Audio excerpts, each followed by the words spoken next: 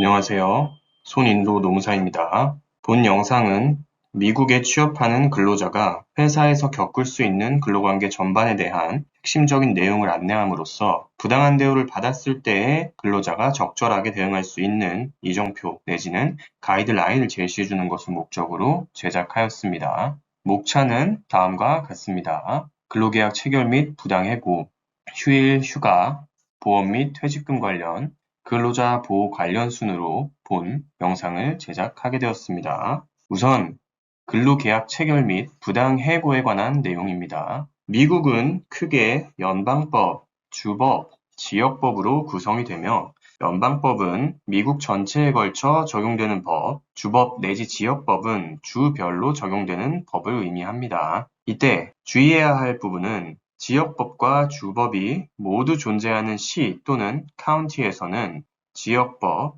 주법, 연방법을 모두 준수해야 한다는 점입니다. 예컨대 로스앤젤레스시의 기업이 로스앤젤레스시법, 캘리포니아 주법, 그리고 연방법을 모두 준수해야 합니다.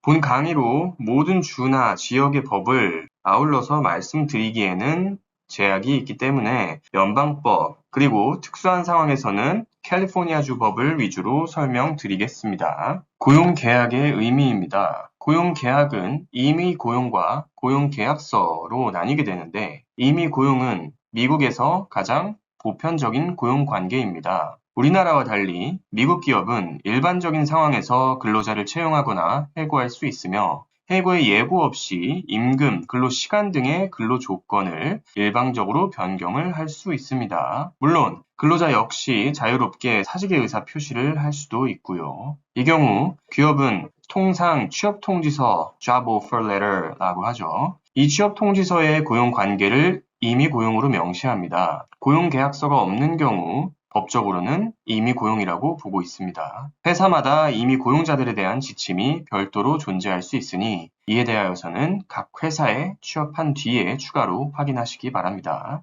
자, 둘째로 고용계약서입니다. 임의고용이 아닌 고용계약서를 쓰는 경우도 있습니다. 교수, 연구원 등 특수한 직종에 근무하는 근로자의 경우 위와 같은 계약을 체결하곤 합니다. 고용계약서에는 임금, 인센티브, 휴가, 휴일, 직무의 내용 등이 명시됩니다. 또한 특수직군이다 보니 기밀 유지나 경업금지, 영업비밀에 관한 내용도 종종 명시하곤 합니다. 한국과 달리 미국은 기본적으로 해고 자유 원칙에 의해서 언제나 어떤 이유로든 심지어 아무런 이유가 없더라도 고용계약의 기간이 불확정적일 경우에 회사가 일방적으로 해당 근로자와의 근로계약을 해지할 수 있습니다. 다만 그렇다고 해서 무조건적으로 회사의 근로자에 대한 일방적인 근로관계 종료 통보가 정당하다고 볼 수는 없으며 아래의 예외적인 상황에서는 부당해고로 볼 소지가 있습니다. 물론 이 세 가지의 아래에 예외가 적용되지 않는 주도 존재합니다. 첫 번째, 공공정책 이론입니다. 국가에 명백하고 정립된 공공정책, 즉 공중에 해가 되거나 공공의 이익에 반하는 경향이 있는 행위에 반하는 고용계약의 종료가 이루어진 경우 부당해고로 간주하는 것으로, 예컨대 회사가 요구한 불법행위 거부를 이유로 이루어진 해고나 회사의 불법행위를 경찰에 신고하였음을 이유로 이루어진 해고 등이 여기에 속합니다. 두 번째, 묵시적 계약 이론입니다. 근로자와 회사 간 명시된 서면상 고용계약이 없더라도 묵시적 계약이 있는 것으로 추론이 되면 해고의 자유가 제한된다라는 것으로, 예컨대 회사의 근로자에 대한 인사상 정책과 지침, 절차 등을 포함하고 있는 문서나 조항 등이 여기에 속합니다. 즉, 사규에 근로자의 해고에는 정당한 이유가 있어야 한다고 규정이 되어 있고 그것이 회사 인사 정책으로 기대될 수 있는 것이라고 볼 수 있다면 해당 조항의 강행성이 인정되기 때문에 회사의 정당한 이유 없는 해고는 부당해고로 판정될 것입니다. 마지막으로 신의성실의 원칙입니다. 신의성실, 즉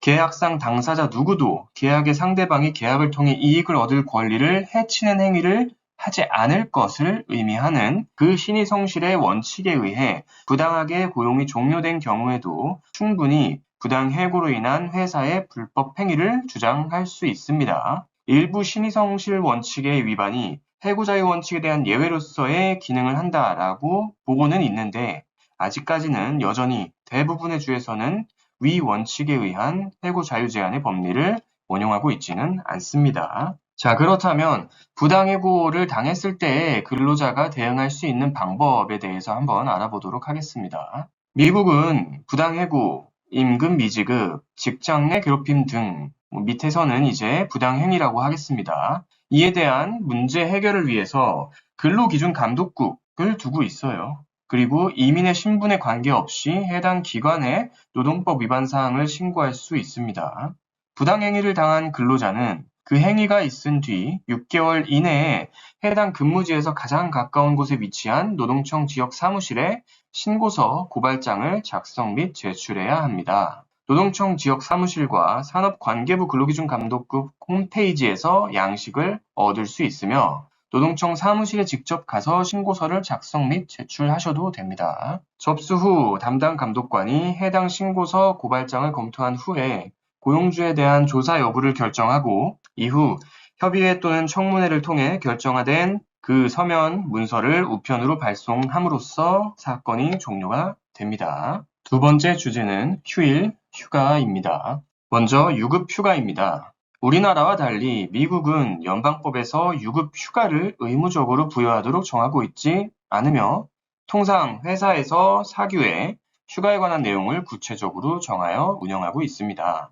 특이한 점은 일부 주는 회사의 휴가 규정에 대하여 일부 제한을 두고 있는데 예컨대 캘리포니아주에 있는 회사가 유급 휴가 관련 규정을 정하고 있다면 그 요건을 갖춘 근로자가 휴가를 사용하지 못할 경우에 퇴사 시점에 회사가 근로자에게 수당을 지급하도록 법에서 정하고 있습니다. 두 번째로 병가입니다. 미국의 연방법은 무급 휴가에 관한 규정을 명시하고 있으며 일부 주법에서는 우리나라의 가족돌봄 휴가와 유사한 제도인 유급 병가 제도를 운영하고 있습니다. 예컨대 캘리포니아에서는 직원 5명 이상의 직원을 둔 고용주가 최소 5일의 사별 내지는 장례 휴가를 근로자에게 제공하도록 정하고 있습니다. 사별 장례 휴가란 직원의 가족 구성원이 사망을 할 때 사용할 수 있는 휴가로서 가족 구성원에는 배우자, 자녀, 부모, 형제자매, 조부모, 손주, 동거 파트너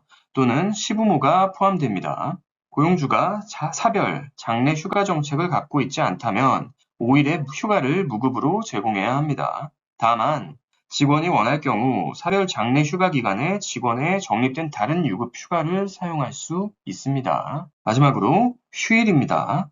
유급 휴가와 마찬가지로 미국은 연방법이나 주법에서 휴일에 관한 규정을 두고 있지 않으며 회사에서 계약서 등에 별도로 명시하여 운영하고 있습니다.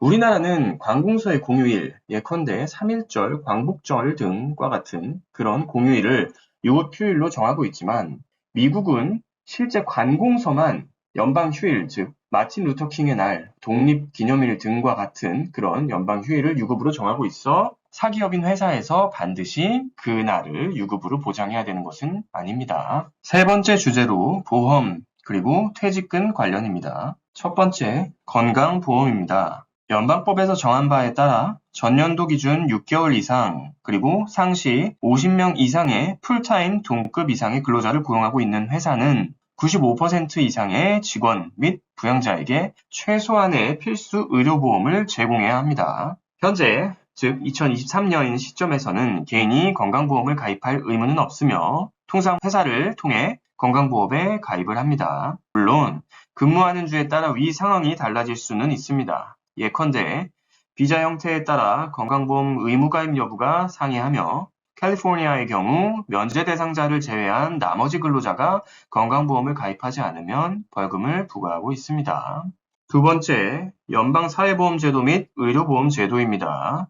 우선 연방사회보험제도란 근로자의 급여에서 보험료를 징수한 뒤 퇴직, 장애, 생존과 같은 수당을 지급하는 데 활용이 되는 제도로서 사회보장세는 현재 12.4%로 회사와 근로자가 각각 6.2%씩 부담합니다. 연방의료보험제도는 근로자의 급여에서 보험료를 징수해 은퇴 후 의료보험 및 병원비로 사용되는 제도로서 의료보험세는 현재 2.9%이고 회사와 근로자가 각각 반에 1.45%씩 부담합니다. 위 보험 모두 일정 기간 징수되면 퇴사 후에 국가로부터 사회보장소득과 메디케어 건강보험 혜택을 받습니다. 위 보험료는 미국에서 일하는 근로자라면 모두 납부해야 합니다. J1 비자의 경우 납부 면제가 적용될 수도 있습니다. 세 번째, 실업보험 제도입니다. 우리나라와 마찬가지로 미국도 실업급여의 개념이 존재하는데 회사가 실업보험 제도의 보험료를 납부해야 하는 법적 의무가 있습니다. 실업급여는 근로자의 잘못 아닌 이유로 해고를 당하거나 신청 당시 또는 그 이후에 일할 능력과 의사가 있는 근로자가 적극적인 구직 노력이 있을 때에 지급되는 제도입니다. 네 번째로 산재보험입니다. 회사는 의무적으로 산재보험에 근로자를 가입해야 합니다. 이 산재보험이란 근로자가 업무 중 사고가 발생하거나 질병을 얻은 경우 손실된 임금 및 의료비에 대한 보험을 청구할 수 있는 제도입니다. 특이한 점은 우리나라와 달리 미국은 업무와 무관하게 발생한 장애에 대해서도 임금을 일부 보전해줍니다. 그리고 그 보전의 제도는 위에서 얘기한 연방사회보험 제도입니다. 이제 퇴직금과 관련된 얘기를 나눠보도록 하겠습니다. 퇴직금 적립계획 플랜 401K라고도 합니다. 그리고 연금 제도가 있습니다. 우리나라와 달리 미국은 법정 퇴직금 제도가 따로 연방법이나 주법 또는 시법에 명시되어 있지 않습니다. 그래서 회사에서 자체적으로 퇴직금 제도를 설정해서 운영을 하곤 합니다. 그렇기 때문에 미국에서의 퇴직금 제도는 법정 의무가 아닌 복리후생의 성격이 짙다라고 보시면 됩니다. 이 경우 회사는 퇴직금 적립계획 플랜 401K라고 하죠. 이 401K에 가입을 하고 그 지침에 자격 조건을 명시한 후에 그 요건을 충족하는 근로자들의 급여에서 일부 퇴직금 명목의 금품을 자동으로 퇴직금으로 적립을 해서 운용을 하는 시스템을 갖춰 놓고 있습니다. 마지막 주제인 근로자 보호에 관한 내용입니다. 직장 내 괴롭힘, 성희롱 등을 당했을 때 근로자가 대응할 수 있는 방법에 대해서 자세하게 말씀드리겠습니다. 우선 직장 내 괴롭힘과 성희롱에 관한 내용은 민권법 제7편에 정해져 있습니다. 민권법 제7편을 살펴보면 연방고용기회균등위원회 EEOC라고 합니다. 이 EEOC가 인종, 피부색, 종교, 성별, 그리고 여기에서의 성별은 임신 여부 및 관련된 의학적 상태, 성 정체성, 성적 지향을 모두 포함하는 개념입니다. 그리고 출신 국가, 나이, 장애 또는 유전 정보를 근거로 한 고용주, 채용 대행업체 또는 노조의 고용 차별을 금지하고 있습니다. 직장 내 괴롭힘이나 성희롱이 발생한 경우 근로자는 아래의 절차를 통해 공식적으로 이의를 제기할 수 있습니다. 우선 연방고용기회균등위원회 EEOC를 통한 고소 그리고 차별 소송입니다. 피해 당사자가 주장하는 피해사항, 직장 내 괴롭힘이나 성희롱 등이 되겠죠. 이러한 사항들이 민권법 제7편에서 금지하고 있는 직장 내 괴롭힘이나 직장 내 성희롱에 해당한다라면 그 근로자는 우선 연방고용기회균등위원회 EEOC에 회사의 위법 행위에 대한 고소를 해야 합니다. 1차적으로 EEOC에서 해결을 할 수 있는 것들은 EEOC를 통해서 해결을 보시고 만약 그 피해 사항이 EEOC에서 해결 불가능하다라는 사안이다라면 이후에 피해 당사자가 직접 회사에 대한 직장 차별 소송을 제기할 수 있습니다. 두 번째, 주 정부 또는 지역 기관을 통한 고소입니다. 주마다 자체적으로 반차별법을 갖고 있고 집행기관 FEPAS라고 합니다. 이러한 집행기관이 별도로 존재합니다. 그렇기 때문에 해당 근로자가 속한 주에 직장 내 괴롭힘이나 직장 내 성희롱과 같은 피해 사항에 대한 그런 구제 절차가 있다면